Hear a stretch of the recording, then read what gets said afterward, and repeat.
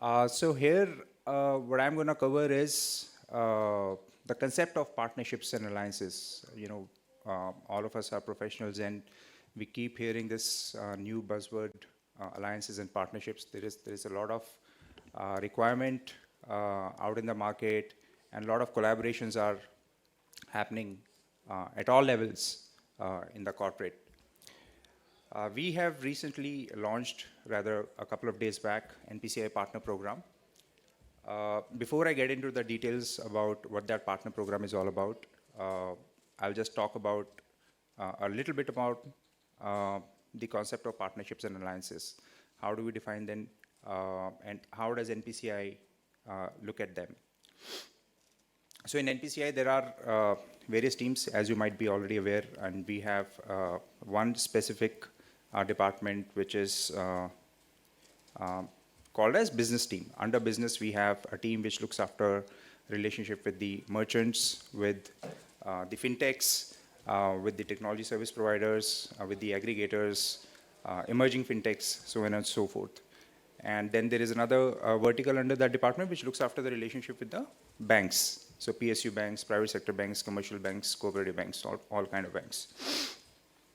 So this is the department, the BD team, which looks after the alliances and partnerships of any kind. So that's how the alliances or partnerships are formed and developed in NPCI. So what are partnerships? Partnerships are mid to long-term commitments with defined goals and objectives between two or more entities, which can achieve a result in a time-bound manner, in a cost-effective way. Partnerships today, as you know, are very, very critical at all levels. They are required for survival, they are required for growth, and they are required for an entity to remain relevant in short term, mid term, long term.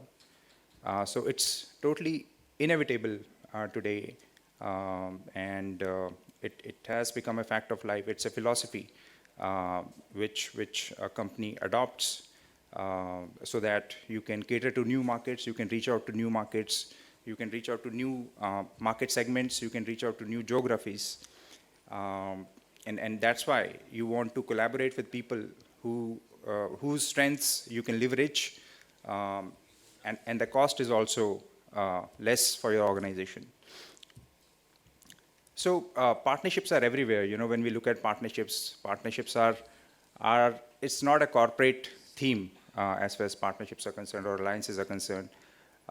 It's everywhere. You look at yourself, you look at nature. It starts in nature, right? So here we have, I've compiled a few pictures to give you some examples. Idea is, you should be able to internalize how integral the concept of partnerships and alliances is. So first picture is a picture of a crocodile, and there is a bird sitting in its mouth, right? So any guesses what's going on over there? Totally, absolutely. So the bird is helping out the crocodile, to take out the meat which is stuck in its teeth, and the crocodile is enjoying the dental care provided by the plover, Egyptian bird over there. So they're working for each other, right? And the crocodile knows that if I don't get the dental work, then probably I will be left with no teeth, and instead of me biting others, maybe someone will bite me, So they're working for each other.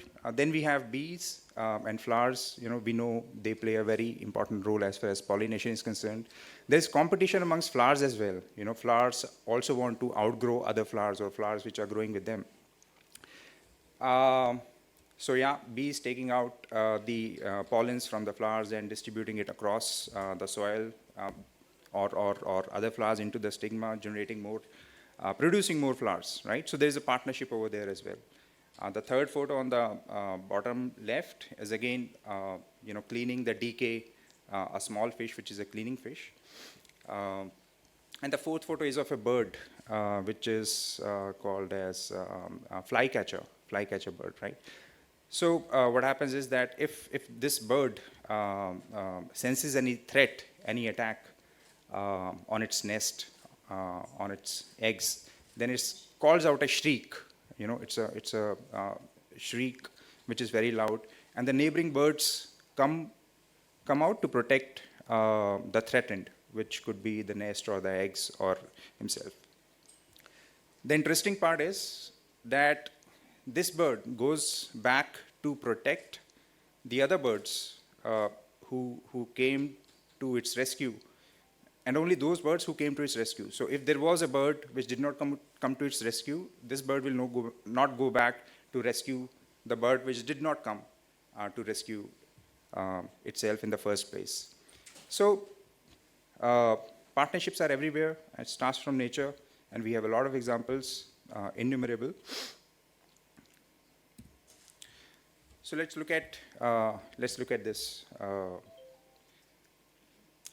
in a more personal space, right? In a personal space, partnership starts at the family level. You have your parents, you have kids. There is a partnership between the kids and the parents and siblings and parents themselves, right? And then outside the family, you have your close friends.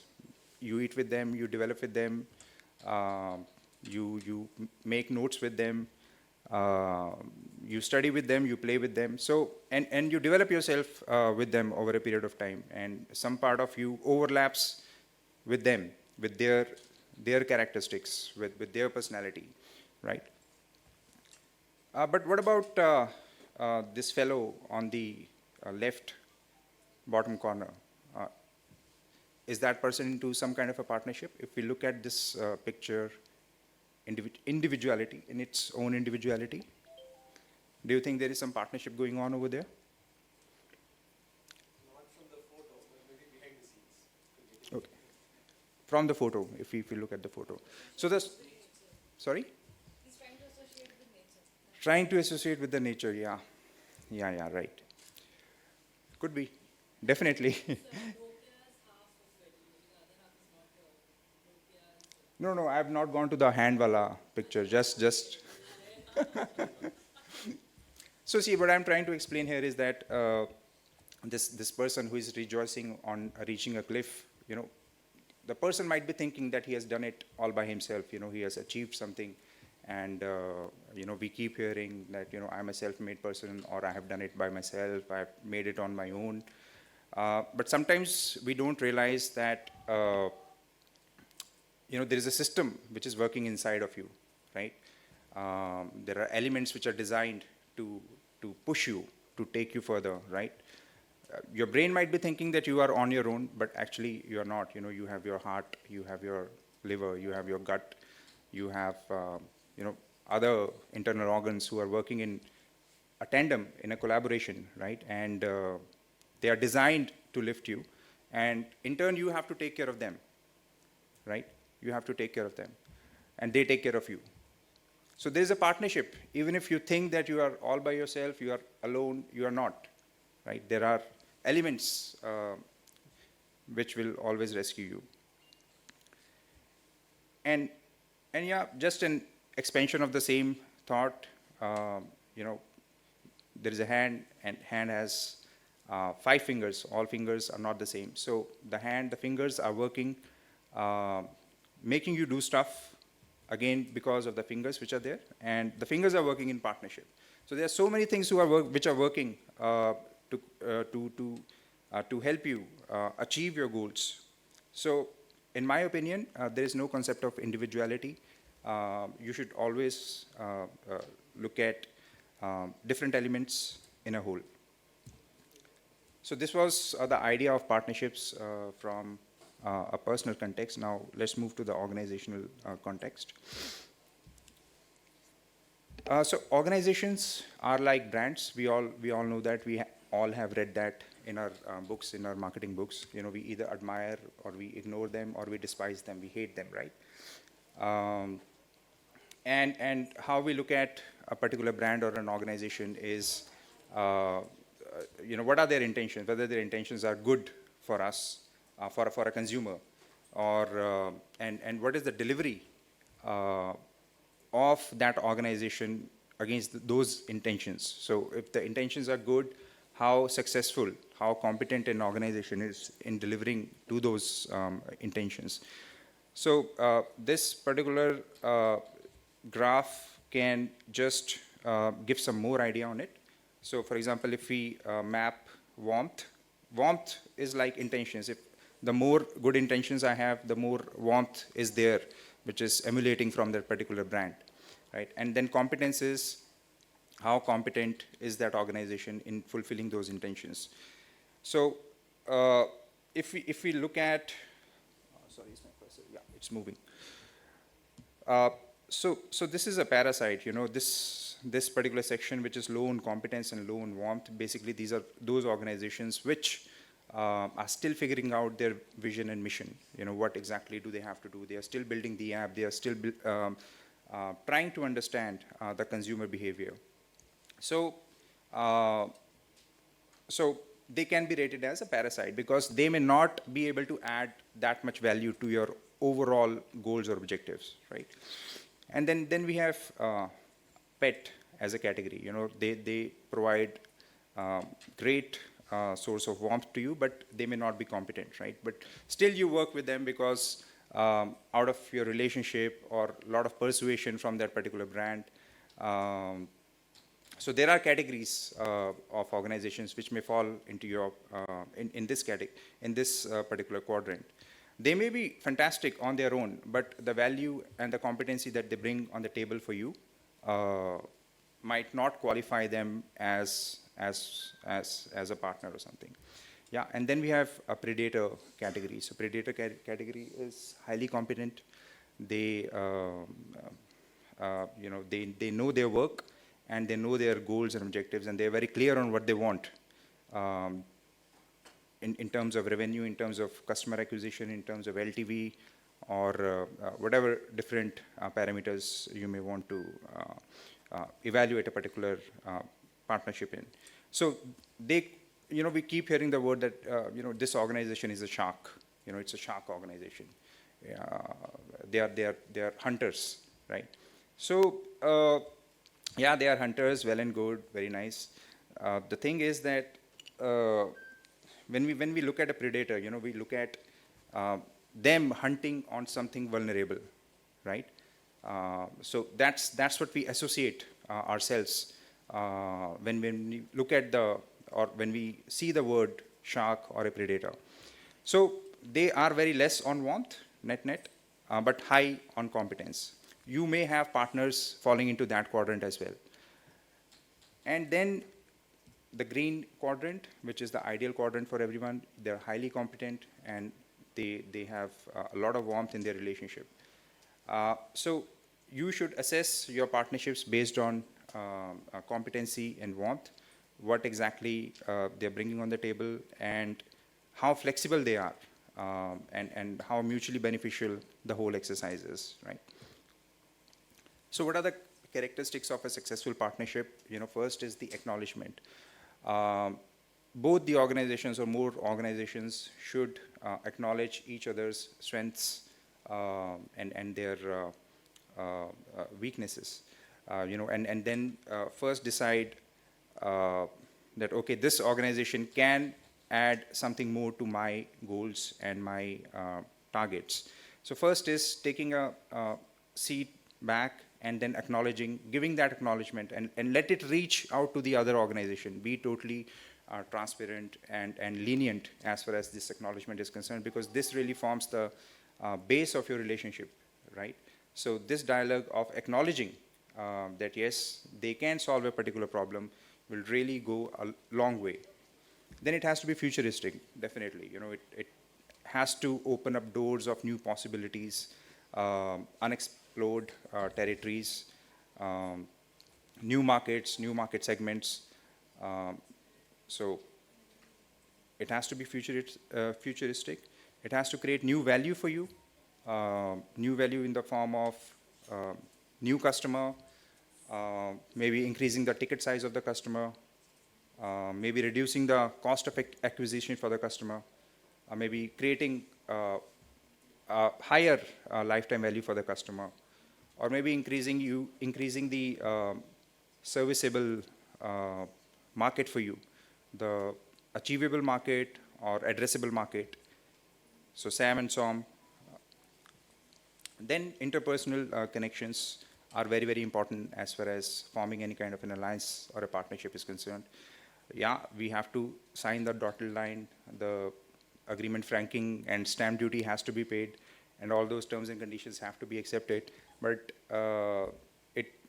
the whole partnership really revolves around your interpersonal connections. You know, the partnership is all about hopes and dreams, and different level of officials in an organization need to connect in the same parallel. There has to be skill exchange. Yeah, they may know something which you don't know, and you know something which they don't know. So that exchange has to happen, and this is a part of the acknowledgement which forms the partnership. And then the results, you also need to define what exactly your goal is and where do you want to take this forward. So these are the broad characteristics of successful partnerships. And then we can map it in a different way as well. You know, again, so x-axis has time and work. So how much time and how much work have you done with a particular entity can define what kind of a relationship it can be qualified as. So the more time you have spent with a particular organization does not really mean that this is the right partner for you. You have to see how much work you have done with that particular entity in that time frame. So if you have spent less time and almost no work has happened, you can qualify it as you know, something which is in exploratory stage. And then if you have spent more time with them, but still you are figuring out, okay, you have maybe executed 1 or 2 campaigns with them. It could be an engagement. You know, you're still not there. You're still trying to figure out each other. And then you might have done wonderful work with them, but over a less period of time. Yeah, maybe a 1 month, 2 month, 3 month kind of a engagement. Then that can be qualified as an alliance. But if you have if you have worked with them for a long period of time and you have done a lot of work with them, then it can be qualified as a partner. However, we use the words alliances and partnerships interchangeably, but this is, I have tried to just make a differentiation based on the efforts which are going into any relationship. This will clarify further. Again, it's about work and time.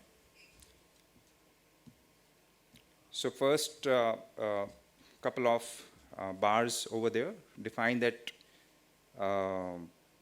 you have done work with them, but you know the time is very less, right? And the last 2 bars tell you that you have done more work with them and you have spent more and enough time with them. So you can clearly see which are the partnerships which are shaping over here and which could be qualified as engagements or alliances. Yeah. So here I'll give you just one example of how complex this whole thing is. You know, what we do is one part of it, but then there are more complex kind of partnerships. So this could be an extreme example, and I just read about it recently, so I took this opportunity to present this. So imagine that there is a telecommunication organization, and they have formed a joint venture to launch a satellite into the space. The satellite may cost $500 million to $2 billion, depending upon what the satellite is supposed to do in the space. So there are telecom organizations like WXYZ. They form a joint venture and they launch their satellite, right? So the beauty of this whole exercise by the organizations W, X, Y, and Z is that since they have formed this joint venture, right, and they are separate entities, but now they have become the joint owners since they are invested into the this whole exercise, this whole project. So everyone has put the money, right? Now what the satellite is doing once it is in the space is that it is doing the job for them as far as signals are concerned to make sure that the communication happens efficiently.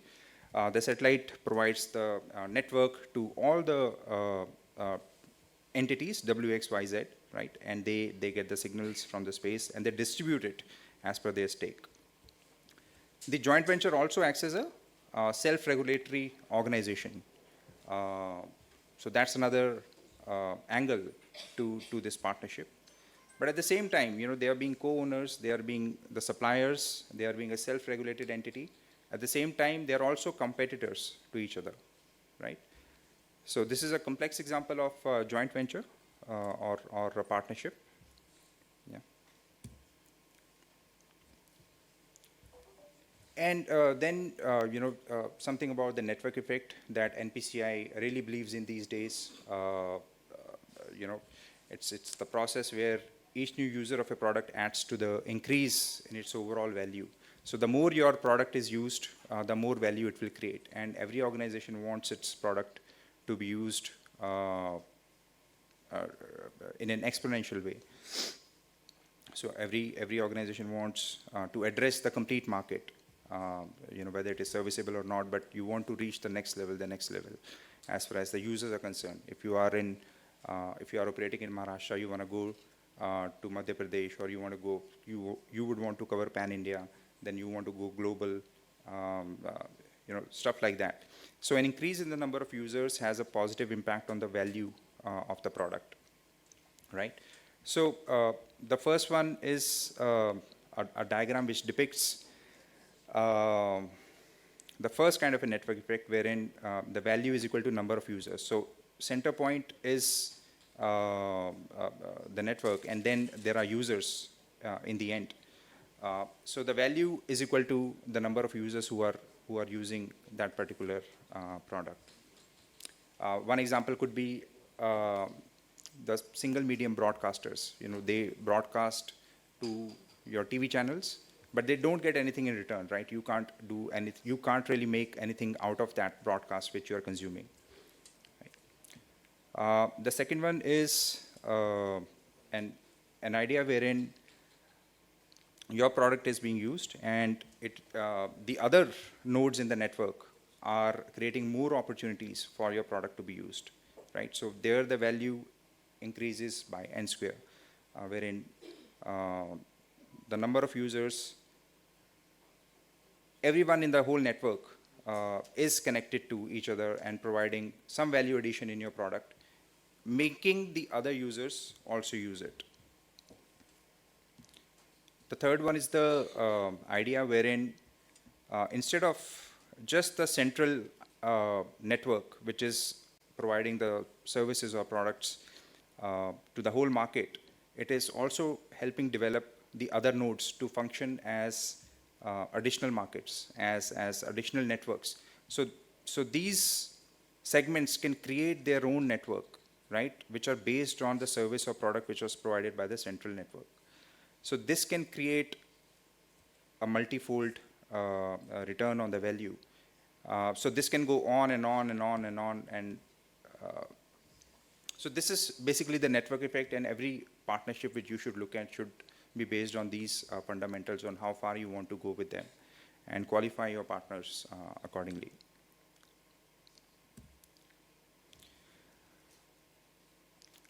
Definitely, this is the trend which we see, and we see that we started off with very simple form of payments in early 2000s when India was adopting digital payments, and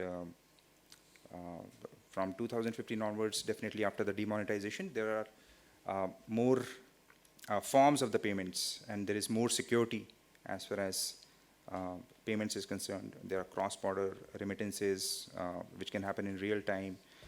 And then in future, we are looking at more variations, more personalized experience, more customized experience in the form of AI, ML, decentralized finance. Our central bank has made an announcement as far as cryptocurrencies, digital currency is concerned, and then IoT. So all this is possible with the help of the network effect. It is not something that one organization can do on its own, and this is what we have realized as an organization, and that's why we want to open up our platforms take for example UPI, Beam. These are open platforms which are leveraged by organizations, payment organizations, and empowering businesses, which these further, these organizations are consuming from NPCI. So this, and likewise for our card-based platform or our batch-based platforms like CTS or NACH. So now I'll come to NPCI Partner. Who can be an NPCI Partner? NPCI Partner program, enables the different service providers in the space of financial technology to collaborate with us to build new stuff, which will help them to explore new markets. So it could be a switch provider or a card management system or a core banking system provider, a payment gateway or aggregator can collaborate with us through the program. So basically we wanted to open up a new channel of communication with the organizations. NPCI so far has been a bank, primarily a bank facing organization, right? And we wanted to, we understood that, okay, there is a set of entities which we can collaborate with, which will help us together to reduce our go-to-market time, to reach out to new markets or new market segments. And this will build an inclusive system wherein the banks which are looking for the service providers, largely there are only famous names which get the business, but there are new startups, new service providers who are building their stack, which is agile, which is robust. It's just that they are new in the business. So collaboration with us will serve both ways. It will open up the market, and banks will have more choices to make. These are some of the value propositions. So there will be an e-marketplace wherein there will be it's a platform wherein the buyers can meet sellers. If there is an entity which has items or products or services which are certified on NPCI, it will be listed on NPCI platform, and a bank can come and understand which particular product and entity is live on, and they can get the details through that particular portal. Testing and certification will be provided by NPCI for these organizations regardless of a bank. So you can get pre-certification. We have understood that many times organizations which are into financial technology service face a catch-22 kind of a situation wherein they cannot get business from the market because they are not live on any NPCI product. And NPCI previously did not allow their certification on NPCI product because they don't have a bank in place. So we got this feedback and we have resolved it with this particular approach. Exclusive trainings for their whole staff, NPCI accreditation. Once you are certified as an NPCI partner, you will get that accreditation. So it will definitely help to add to some credibility as far as your stack is concerned. And we want this to function like a community engagement portal, wherein we are helping each other out. We saw a few examples. You're never on your own. You have to work like a community. So this will give a space to collaborate, to explore, to solve problems in the ecosystem in a cordial manner. Partner series is again a platform wherein you want to showcase your product. We will try to, or we will provide the platform wherein you can talk about your upgrades, your new launches, or something new which you want to do, which you think can help the ecosystem. There will be a portfolio page with the e-marketplace, and if there are banks who are providing or looking for new partners, we'll try to collate that information and put it on the website so that the service providers can view that there is a certain demand from a certain bank, and they can get that information real time. So that's the core value proposition as far as the partner program is concerned. Is this already up and running? The portal? Yeah. No, it will be up in a couple of weeks. Yeah. But the signups have started. We have already launched it 2 days back. Not the portal, but the list is ready with us, and the partners are already shortlisted. the due diligence which was supposed to happen, that we have already concluded in the phase 1. And now it is open for new signups. So new organizations are coming up and we are following the process. So the number will only grow. Yeah, so this is the idea, create a stronger relationship, work together and build a sense of community. Idea is to innovate, co-develop, reach new markets, new segments, enable the partners to help them grow, reach new markets, and make sure that the products are going faster in the market. It's not that we are stopping them for the certification. It will help the whole ecosystem to be ready on NPCI products faster. So yeah, this is one quote which I wanted to show to you, or rather read out. When the snow falls and the white winds blow, the lone wolf dies, but the pack survives. So this is the idea, the true idea of a partnership, right? Anybody who wants to take a guess where this quote has been taken from? Yeah, you're bang on.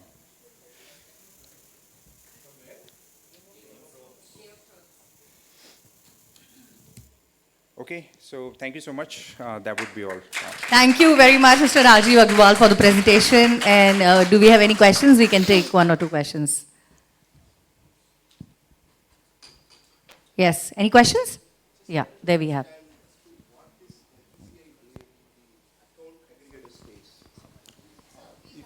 Yeah, I mean, Yeah. hi, just wanted to understand. I heard you. Got I it, heard right? you, yes. So thank you for your question, sir. May I get your name? Ilam Paridhi. Ilam. You are from which organization? I'm from Thomas Cook, so we are into Thomas Cook. Yeah, foreign Okay. exchange. So see, we, as far as I can answer this from my team perspective, partner program. So we can collaborate with account aggregators as a value-added service providers. So account aggregators are entities where NPCI's transaction message does not pass through. They don't play any role as far as authentication or authorization of a message is concerned, but they are playing a role as far as the customer management of an entity is concerned, right? They are qualifying a customer for a credit, of certain kind. So we are directly not certifying them because certification is not required for account aggregators. Your stack is not connected to our switch of any account aggregator. But we can onboard them as a value-added partner. And there are entities, there are issuers or acquirers who are looking to understand the stack of account aggregators. But we are not connected to them as of now. But we can explore opportunities. What are the opportunities? How we can integrate into any stack? So always open for that kind of exploration. Thank you. You're welcome. Any other question? Check. Any other question? Okay. I think we are done with this. Thank you very much, Mr. Rajeev, for the presentation.